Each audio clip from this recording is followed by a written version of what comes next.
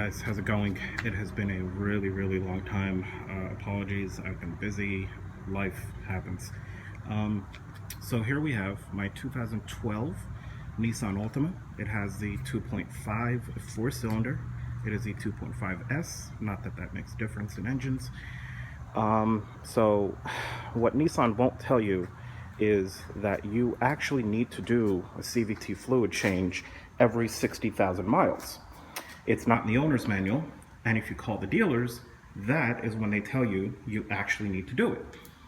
So I figured instead of paying, my local dealer said it was going to be $300, instead of paying them, they don't drop the pan.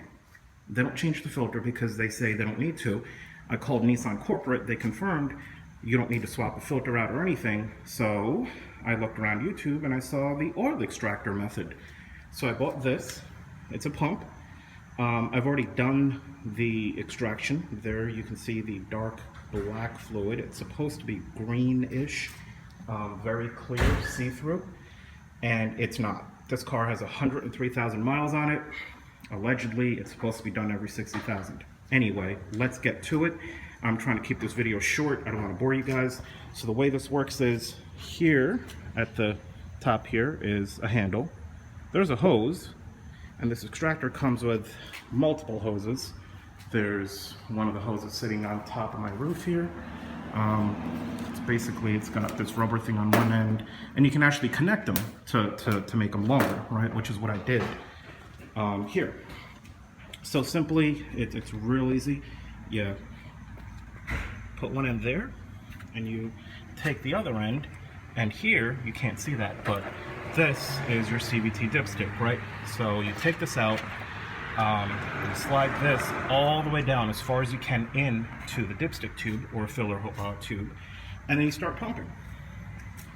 Let me see if I can do this here. So you start pumping, and you'll see, I mean, there's a little bit left in there, but so when you pump, it works on pressure, and you'll see that it is pulling fluid out of that hole, of the pan. Actually, this is down in the pan, and just keep moving this around to siphon it all up.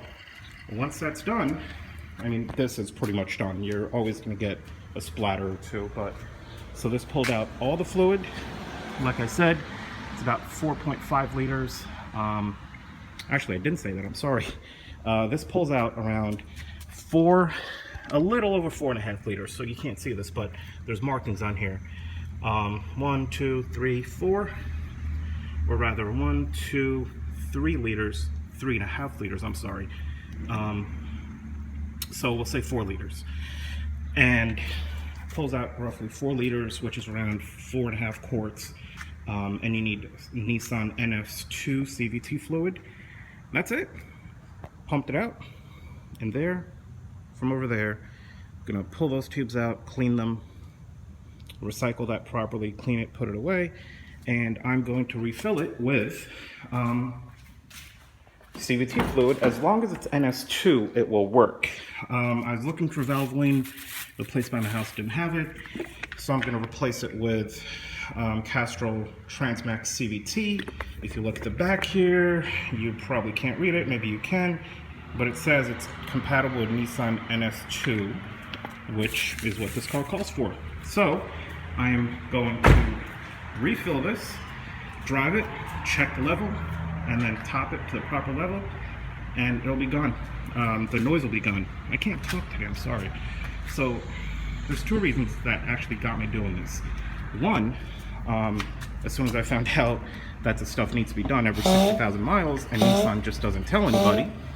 And 2, when CVT fluid breaks down, it loses viscosity. When it loses viscosity, it also does another thing. It loses its ability to cool the parts and the transmission. So this engine, when it was driven for about an hour, this car rather, and it was hot out and under load, you would hear the CVT whining like a supercharged engine. And as soon as you let off the gas pedal, the whining went away. You let it cool down, you drive it, it was perfectly fine. That was bad. And that was signs of the CVT on its way out, which I had to fix. Anyway, guys, I hope this short video is helpful. Subscribe, comment, ask me any questions that you may have. See you guys later.